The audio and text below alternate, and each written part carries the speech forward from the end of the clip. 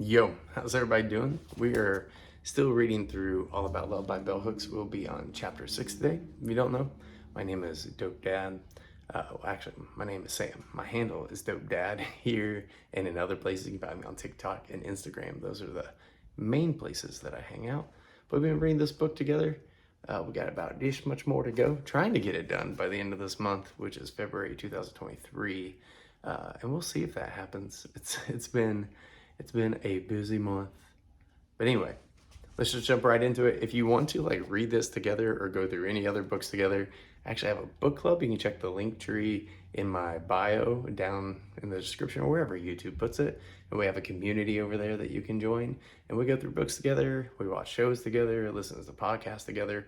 And it's a community that's really just centered around meeting people where they're at, their individual journeys that are trying to expand perspective and learn from one another. It's a pretty cool place. And right now, this is what we're going through. So my kids are in bed, except for, I don't know if you heard that one, they just got out of the bathroom. So hopefully I'll have a period of time to read this book to you. Chapter 6, Values, Living by a Love Ethic. We must live for the day and work for the day when human society realigns itself with the radical love of God. In a truly demographic paradigm, there is no love of power for power's sake. Marianne Williamson. Awakening to love can happen only as we let go of our obsession with power and domination. Agreed. Culturally, all spheres of American life, politics, religion, the workplace, domestic households, intimate relations, should and could have as their foundation a love ethic. The underlying values of a culture and its ethics shape and inform the way we speak and act. A love ethic presupposes that everyone has the right to be free, to live fully and well. To bring a love ethic to every dimension of our lives, our society would need to embrace change. At the end of The Art of Loving, Erich Fromm affirms that important and radical changes are necessary if love is to become a social and not a highly individualistic, marginal phenomenon. Individuals who choose to love can and do alter our lives in ways that honor the primacy of a love ethic. We do this by choosing to work with individuals we admire and respect, by committing to give our all to relationships, by embracing a global vision wherein we see our lives and our fate as intimately connected to those of everyone else on the planet. Commitment to a love ethic transforms our lives by offering us a different set of values to live by. In large and small ways, we make choices based on a belief that honesty, openness, and personal integrity need to be expressed in public and in private decisions. I choose to move to a small city so I could live in the same area as family, even though it was not as culturally desirable as the place I left. Friends of mine live at home with aging parents, caring for them, even though they have enough money to go elsewhere. Living by a love ethic when we learn to value loyalty and commitment to sustain bonds over material advancement. While careers and making money remain important agendas, they never take precedence over valuing and nurturing human life and well-being. I know no one who has embraced the love ethic whose life has not become more joyous and more fulfilling. The widespread assumption that ethical behavior takes the fun out of life is false. In actuality, living ethically ensures that relationships in our lives, including encounters with strangers, nurture our spiritual growth. Behaving unethically, with no thought of consequences of our actions, is a bit like eating tons of junk food.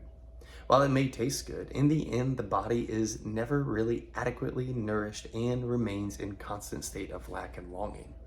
Our souls feel this lack when we act unethically, behaving in ways that diminish our spirits and dehumanize others. Testimony in New Age writing affirms the way in which embracing the love ethic transforms life for the good. Yet, a lot of this information only reaches those of us who have class privilege. And often, individuals whose lives are rich in spiritual and material well-being, who have diverse friends from all walks of life, who nurture their personal integrity, tell the rest of the world these things are impossible to come by. I am talking here about the many prophets of doom who tell us that racism will never end, sexism is here to stay, the rich will never share their resources. We would all be surprised if we could enter their lives for a day. Much of what they're telling us cannot be had. They have it. But in keeping with the capitalist-based notion of well-being, they really believe there is not enough to go around, that the good life can only be had by a few. It makes me wonder, like I think one of the, so Bell talks about in her other book that I mentioned in other videos, The Will to Change, which is down here. I'll show you. Boom, this book right here. This is my favorite Bell Hooks book. That the system we live under is is a dominator culture. So that's why, like, here she's talking about a love ethic will undo the culture of domination that we live in, where there's haves and have-nots, right? Where there's uppers and lowers, where there's the do-goods and the not-so-do-goods, and everybody is put into the box of, essentially being valuable to society or not valuable to society. And then that culture is made up of white supremacy, imperialism, capitalism, and patriarchy. And those things, if you go look in the dictionary, that's not really a good place to figure out what those things are. That will give you, at best, the starting place, but you really have to look into how those things work out philosophically and with ideologies. The one that I see pushback on the most is patriarchy, that they're male dominated, and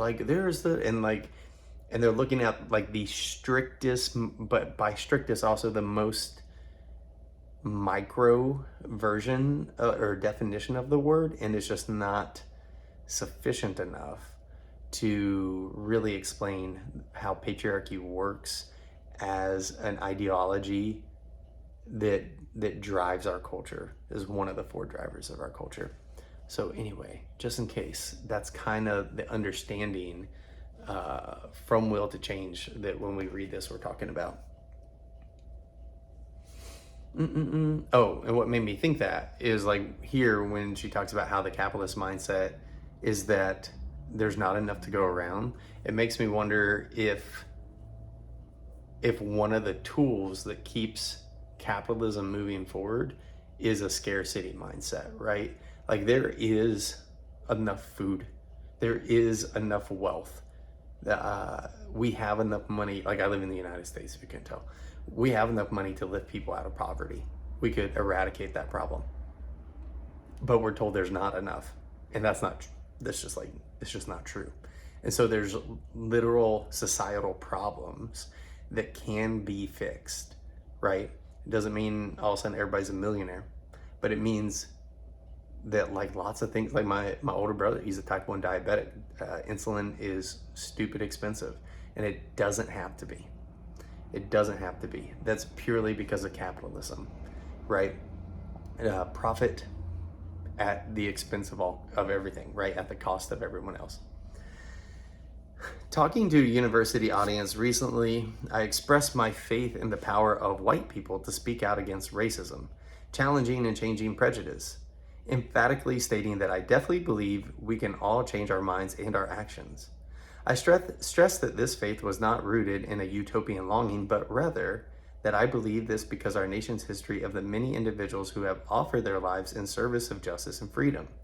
When challenged by folks who claimed that these individuals were exceptions, I agreed. But I then talked about the necessity of changing our thinking so that we see ourselves as being like the one who does the change, rather than among the ones who refuse to change. I hear that expressed sometimes when I kind of share areas of my own growth or whatever, and even from people that say that they want to grow, right? That they want to heal. And one of the ways they'll do it is not necessarily to tell me that I'm an exception, although that has been said before, you're not like most men, you're not whatever.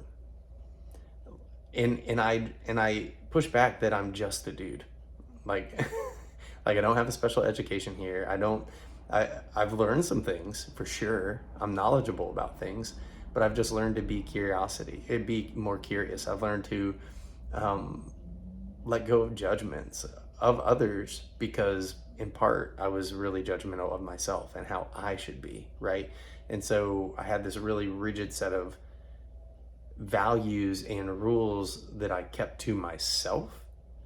And then, like, unconsciously, I would project those onto others, because it's like, when we talk about some of these systems, they're designed to put everybody in a box, right? So that everybody plays their part that keeps the system moving forward. But no one really actually flourishes in the system. Certain people benefit, but they don't necessarily flourish. And then others are harmed and oppressed and marginalized. And so sometimes when I talk about it, even when I'm trying to find common ground with people, like, especially other men, I'll be like, dude, I've been there. And they're like, no, you haven't. And I'm just like, I'm not lying to you. Like, I've been there, you know, like, I have felt alone. I have felt rejected. I have felt no. And then they point to these things, like, they'll be like, well, look at you, you're da da da da, whatever. And it's hard for them to believe. And I think this is part of it. Not even just looking out at other people, but I think we do this to ourselves. So we think that there's nothing special in us to change or to grow. We think that there's nothing valuable in us or nothing desirable in us, right? Like, and I think the reason a lot of people get stuck there is because they're constantly looking for external pieces to validate that. But that's like the trick of the system, right? Like, well, oh, you didn't make enough money. Your performance was bad, so you're not going to get that raise you wanted. And it's all these things where we constantly have to keep proving ourselves for, like, basic existence. And all that's nonsense. You know what I mean? What made these individuals exceptional was not that they were any smarter or kinder than their neighbors, but that they were willing to live the truth of their values. Amen. Preach. Here's another example. If you go door to door in our nation and talk to citizens about domestic violence, almost everyone will insist that they do not support male violence against women. That they believe it to be morally and ethically wrong. However, if you then explain that we can only end male violence against women by challenging patriarchy, Bell talks about this in the other book, and that means no longer accepting the notion that men should have more rights and privileges than women based on biological difference, or that men should have the power to rule over women, that is when the agreement stops. You'll hear this from, like, the Jordan Petersons of the world. If you go to my TikTokies, I've made a few videos about him recently. Unless you're seeing this way off in the future, then scroll, you'll find him. I'll probably talk about him again. But he, like, presumes that these biological differences are something essential, that make men and women essentially different. And he doesn't say this part out loud, but he definitely thinks that about races too. You can hear it if you learn to hear it. It's like super coded in what he says. Actually, it's not super coded. There's some things where it's like, dude, that was like super fucking racist. And it's like, no, I'm just making an observation. That's my best Jordan Peterson. And like, and then he goes, because of those biological differences, these hierarchies that we structure ourselves into, they're just a part of evolution. We can't help it. And we can't do anything about it. And it's just like the dumbest take in the world. And I could talk about it for a long time, and then this video will be super long. So if you want to hear about it, let me know in the comments below. I'll make a video about it. Or I'll point you to another video I saw that somebody already did. That's like a 3-hour long video, and they already did a really good job about it. But yeah, Peterson. And the Shapiros, and there's lots of guys that feed into that. There is a gap between the values they claim to hold and their willingness to do the work of connecting thought and action, theory and practice, to realize these values and thus create a more just society. One of the things I've heard is, like, you'll hear like lots of men in particular, and I am a man, I'm not trying to pick on them, but they'll be like, oh, I would take a bullet for my family. But then, like, helping their partners, like, plan vacations, right? Helping their partners just simply around the house, are like, no, I don't need to do that. And that shows that they feel an entitlement to the work of their partner. And then, so like even this here, there is a gap between the values they claim to hold and their willingness to do the work of connecting thought and action, theory and practice, to realize these values and thus create a more just society. Sadly, many of our nation's citizens are proud to live in one of the most democratic countries in the world, even as they are afraid to stand up for individuals who live under repressive and fascist governments. They are afraid to act on what they believe because it would mean challenging the conservative status quo. Refusal to stand up for what you believe in weakens individual morality and ethics as well as those of the culture. No wonder then that we are a nation of people, the majority of whom, across race, class, and gender, claim to be religious, claim to believe in divine power of love, and yet collectively remain unable to embrace a love ethic and allow it to guide behavior. She's calling you out, church, especially if doing so would mean supporting radical change. Fear of radical change leads many citizens of our nation to betray their minds and hearts, yet we are all subjected to radical changes every day. We face them by moving through fear. These changes are usually imposed by the status quo. For example, revolutionary new technologies have led us all to accept computers. Our willingness to embrace this unknown shows that we are all capable of confronting fears of radical change that we then cope. Obviously, it is not in interest of the conservative status quo to encourage us to confront our collective fear of love. An overall cultural embrace of a love ethic would mean that we would all oppose much of the public policy conservatives condone and support. Society's collective fear of love must be faced if we are to lay claim to a love ethic that can inspire us and give us the courage to make necessary change.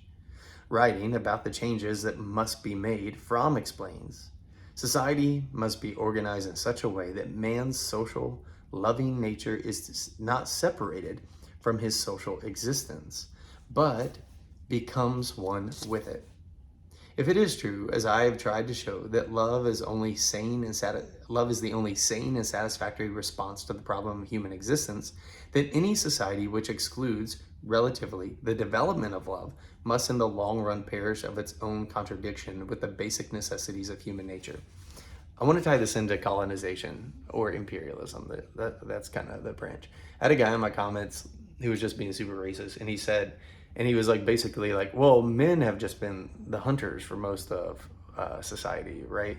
Like, again, pushing the idea that there's this natural order that we get divided into, to which a bunch of other people were like, well, you're actually wrong. Like historically, we know this, that most of the time everyone participated in the activities not based on gender but based on skill and based on need, right? Like, it wasn't just like, oh, well, of course we're just prone to this and you're prone to that and we just organize society that way. And then they were like, if you would like pay attention and read a book, you would know. And then he switched to like white supremacy, and he was like, well, all those societies, if they were really that great, they wouldn't have been colonized or wiped out. And it was like, bro, are you fucking serious? Like, it was like just the grossest shit. And then he said that those indigenous communities were wiped out because the communities, the white colonizers, were stronger, better, and he literally said more superior. And then in my brain, I'm just like, you think that the society that was willing to come over and be welcomed in, right? Like, what? Oh, look at these people that just came over on this boat. They don't know how to eat. They don't know how to bathe. Look it up. We had horrible hygiene. And then when they were taken in by kind indigenous persons, and then they proceeded to rape, murder, and kill them. Not the indigenous people. We did that to them. And so in my brain, it's like, you're saying that the more superior culture is the one that was willing to commit genocide. How does that even compute? How does it even compute? He's like just purposely being ignorant at that point, being obtuse. And then the reason this made me think about that is because the society which excludes relatively the development of love must in the long run perish of its own contradiction with the basic necessities of human nature. And that's it. Like, that's how the slave trade started, right? That's how what we did to indigenous people. Like, that's how, because we had to actually dehumanize them. We had to actually see them as less than. Indeed, to speak of love, we had to not let love develop, right?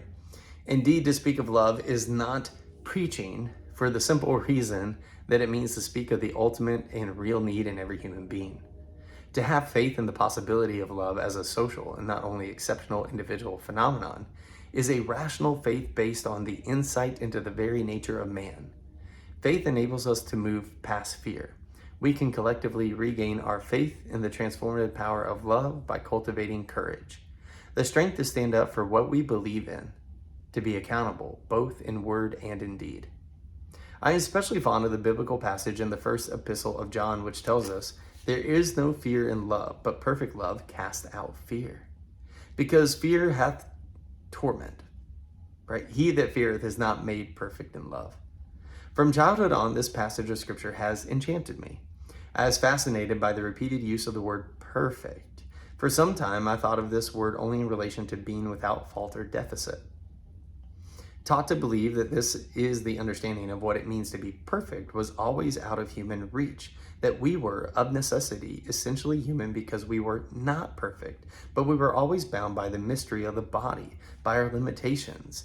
This call to know a perfect love disturbed me. It seemed a worthy calling, but impossible. That is, until I looked for a deeper, more complex understanding of the word perfect, and found a definition emphasizing the will to refine. I like that a lot. Suddenly, my passage was illuminated. Love as a process that has been refined, alchemically altered as it moves from state to state. Is that perfect love that can cast out fear? As we love, fear necessarily leaves. Contrary to the notion that one must work to attain perfection, this outcome does not have to be struggled for. It just happens. It is the gift of perfect love that perfect love offers. To receive the gift, we must first understand that there is no fear in love. But we do fear, and fear keeps us from trusting love. Cultures of domination rely on the cultivation of fear as a way to ensure obedience. In our society, we make much of love and say little about fear, yet we are terribly afraid most of the time. As a culture, we are obsessed with the notion of safety, yet we do not question why we live in states of extreme anxiety and dread. Fear is the primary force upon upholding structures of domination. It promotes the desire for separation, the desire not to be known. When we are taught that safety lies away with sameness, then difference of any kind will appear as a threat. When we choose to love, we choose to move against fear, against alienation, against separation. The choice to love is a choice to connect, to find ourselves in the other. Since so many of us are imprisoned by fear, we can move forward to a love ethic only by the process of conversion. Philosopher Cornel West says, "A politics of conversion restores our sense of hope." Calling attention to the pervasive nihilism in our society, he reminds us, nihilism is not overcome by arguments or analysis. It is tamed by love and care. Any disease of the soul must be conquered by turning one's soul. This turning is done through one's own affirmation of one's worth, an affirmation fueled by the concern of others. In an attempt to ward off life-threatening despair, more and more individuals are turning towards a love ethic. Signs that this conversion is taking place abound in our culture. It's reassuring when masses of people read literature like Thomas More's Care for the Soul, a work that invites us to re-evaluate the values that undergird our lives and make choices that affirm our interconnectedness with others. Embracing a love ethic means that we utilize all dimensions of love: care, commitment, trust, responsibility, respect, and knowledge in our everyday lives. We can successfully do this only by cultivating awareness. Being aware enables us to critically examine our actions, to see what is needed so that we can give care, be responsible, show respect, and indicate a willingness to learn. Understanding knowledge as an essential element of love is vital because we are daily bombarded with messages that tell us love is about mystery, about that which cannot be known. We see movies in which people are represented as being in love who never talk with one another, who fall into bed without ever discussing their bodies, their sexual needs, their likes and dislikes. Indeed, the message received from the mass media is that knowledge makes love less compelling, that it is ignorance that gives love its erotic and transgressive edge. These messages are often brought to us by profiteering producers who have no clue about the art of loving, who substitute their mystified visions because they do not really know how to genuinely portray loving interaction. Were we, collectively, to demand that our mass media portray images that reflect love's reality, it would happen. This change would radically alter our culture. The mass media dwells and perpetuates an ethic of domination and violence because our image makers have more intimate knowledge of these realities than they have with the realities of love. We all know what violence looks like. All scholarship in the field of cultural studies focusing on a critical analysis of the mass media, whether pro or con, indicates that images of violence, particularly those that involve action and gore, capture the attention of viewers more than still, peaceful images. I'm trying to think if that's true in my experience. Like, it depends. Like I wouldn't say, and it's just me, that it captures my attention more. You know what I mean? Like I like a good action movie. I like a good suspense thriller horror movie. But then lots of times, like in my waking life, like that, like I want to be next to a river in the mountains. So I don't know. I don't know. And then like when it comes to media that I consume, I think part of it's because like I'm like kind of analytical about it too. Like I look for the aesthetic and the way things are shot and photographed too. So there's like some movies that are perfectly fine movies, but it distracts me because like they don't have like a cohesive look, you know what I mean? Whereas there's other movies that I'm like, uh, I don't know. Because I think I'm trying to think of movies that I like that like really stand out to me, that as like ones that like are just like movies that I don't know. Because I think of like Miyazaki movies, if you know who that is. One movie that um, I named my second daughter after, Amelie. That's a beautiful movie. And it's not, I don't know. I'm just thinking, I'm like, where's she going with this? But I do agree that the media does play a part in this. Like, that makes sense to me. The small groups of people who produce most of these images we see in culture have heretofore shown no interest in learning how to represent images of love in ways that will capture and stir our culture imagination and hold our attention. If the work they did was informed by a love ethic, they would consider it important to think critically about the images they create. Excuse me. And that would mean thinking about the impact of those images. Fair. The ways they shape culture and inform how we think and act in everyday life. If unfamiliar with love's terrain, they would hire consultants who would provide the necessary insight. Even though some individual scholars tried to tell us there are no direct connections between images of violence and violence confronting us in our lives, the common sense truth remains: we are all affected by the images we consume and by the state of mind we are in when watching them. That's true. That's true. I would think like if you, for whatever reason, like you were in your fight or flight, you had like a particularly difficult day, you were angry, it's probably not a good idea to engage in media that would exasperate your anger. You know what I mean? Anyway, if consumers want to be entertained in the images shown to us as entertaining our images of violent dehumanization, it makes sense that these acts become more acceptable in our daily lives and that we become less likely to respond to them with moral outrage or concern. We were all seeing more images of loving human interaction, it would undoubtedly have a positive impact in our lives. We cannot talk about changing the types of images offered us in the mass media without acknowledging the extent to which the vast majority of the images we see are created from a patriarchal standpoint. That's true. I saw Viola Davis talking about the movie The Woman King, and she was talking about how hard it was to get it made because it had to be screened and tested or whatever, because the demographic that movies are primarily made for are white cis men. So white cis heterosexual men. And so it's like, she was talking about how it was really hard to get it made and get it pushed across the finish line because it had to be valuable for that demographic, right? And then after that, white women, and then after that, black men. Like, it couldn't just be for black women. And I saw that clip just like the other day, and it's been rolling around in my brain, but that's what it makes me think of, because Black women is completely opposite of the patriarchal standpoint.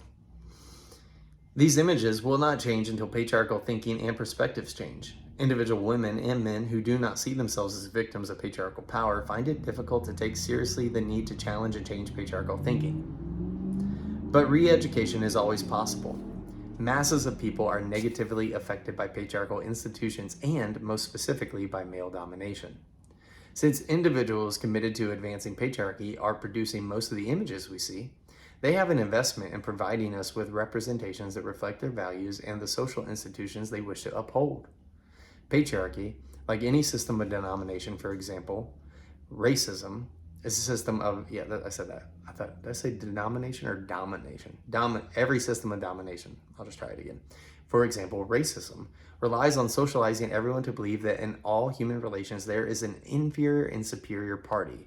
One person is strong, the other is weak, and that it is therefore natural for the powerful to rule over the powerless. That's what I was saying about Jordan Peterson. That's how he reinforces those things. And Ben Shapiro. And who are the other nonsense guys out there? Andrew Tate. Andrew Tate's one of them. They're all the same thing, dressed up differently. To those who support patriarchal thinking, maintaining power and control is acceptable by whatever means. Naturally, anyone socialized to think this way would be more interested in simulated by scenes of domination and violence rather than by scenes of love and care. Yet they need a consumer audience to whom they can sell their product. Therein lies our power to demand change. While the contemporary feminist movement has done much to intervene with this kind of thinking, challenging and changing it, and by so doing offering women and men a chance to lead more fulfilling lives, patriarchal thinking is still the norm for those in power. This does not mean we do not have a right to demand change. We have power as consumers. We can exercise that power all the time by not choosing to invest time, energy, or funds to support the production and dissemination of mass media, images that do not reflect life-enhancing values, that undermine a love ethic. This is not meant to be an argument for censorship. Most of the evils in our world are not created by the mass media. For example, clearly the mass media does not create violence in the home. Domestic violence was widespread even when there was no television. But everyone knows that all forms of violence are glamorized and made to appear interesting and seductive by the mass media. The problem of these images could just as easily The producers of these images could just as easily use mass media to challenge and change violence. When images we see condone violence, whether they lead us to be more violent or not, they do affirm the notion that violence is an acceptable means of social control, that it is fine for one individual or group to dominate another individual or group.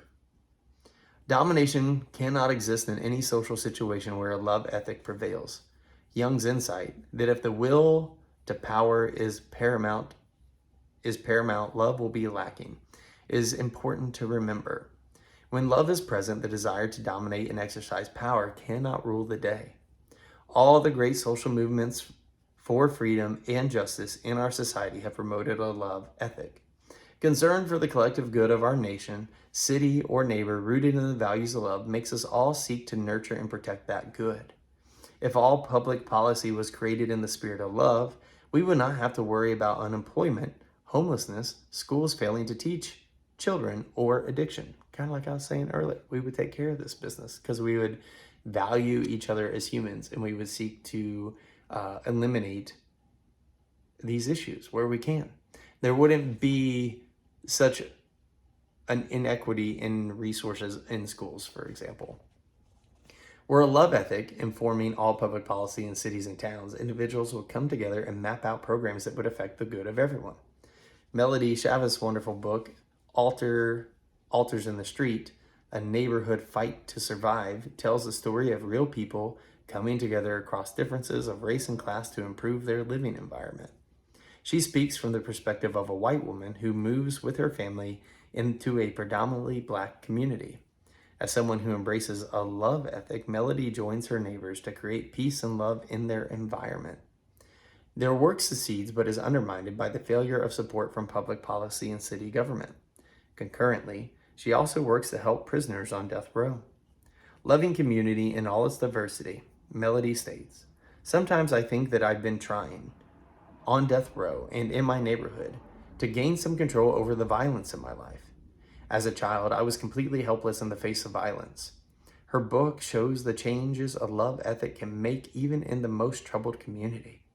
It also documents the tragic consequences to human life when terror and violence become the accepted norm. When small communities organize their lives around a love ethic, every aspect of daily life can be affirming for everyone. In all his prose work, Kentucky poet Wendell Berry writes eloquently about the positive values that exist in rural communities that embrace an ethic of communalism and the sharing of resources. In another turn of the crank, Berry exposes the extent to which the interests of big business leads to the destruction of rural communities, reminding us the destruction is fast becoming the norm in all types of communities. I think of natives like trying to protect their water rights, right? And then for the sake of big business, we literally just override the treaties that we make with them, that our government does, and then, oh well, we need that oil over there, so sorry. Like, it's literally that, right? Destruction is fast becoming the norms in all types of communities. He encourages us to learn from the lives of folks who live in communities governed by a spirit of love and communalism. Sharing some of the values held by citizens of these communities, he writes, "They are people who take hold a generous and neighborly view of self-preservation. They do not believe that they can survive and flourish by the rule of dog eat dog. They do not believe that they can succeed by defeating or destroying or selling or using up everything but themselves. They doubt that good solutions can be produced by violence. They want to preserve the precious things of nature, of human culture, and pass them on to their children. They see that no commonwealth or community of interest can be defined by greed. They know that work ought to be necessary. It ought to be good. It ought to be satisfying and dignifying to people who do it, and genuinely useful and pleasing to the people for whom it is done. I like living in small towns precisely because they are most often the places in our nation where basic principles underlying a love ethic exist and are the standards by which most people try to live their lives. In the small town where I live, now only for some time, there is a spirit of neighborliness, of fellowship, care, and respect. These same values existed in the neighborhoods of the town in which I grew up. Even though I spend most of my time in New York City, I live in a cooperative apartment building where we all know each other. We protect and nurture our collective well-being. We strive to make our home place a positive environment for everyone. We all agree that integrity and care enhance all of our lives. We try to live by the principles of a love ethic. To live our lives based on the principles of a love ethic, showing care, respect, knowledge, integrity, and the will to cooperate, we have to be courageous. Learning how to face our fears is one way we embrace love. Our fear may not go away, but it will not stand in the way. Those of us who have already chosen to embrace a love ethic, allowing it to govern and inform how we think and act, know that when we let our light shine, we draw to us and are drawn to other bearers of light. We are not alone. And that is the end of chapter 6. So let me know what y'all think. You know my takeaways because I say them out loud as they come up in my head. If you'd like to hang out with our community, I've already told you how to do that. If you want to find me on other socials, please go ahead. And I don't think I've said this on these videos yet. Please like and subscribe. This is the content that I'm making right now. I hope to do more long form as life allows, but we'll see what happens. Until then, everybody, grace and peace.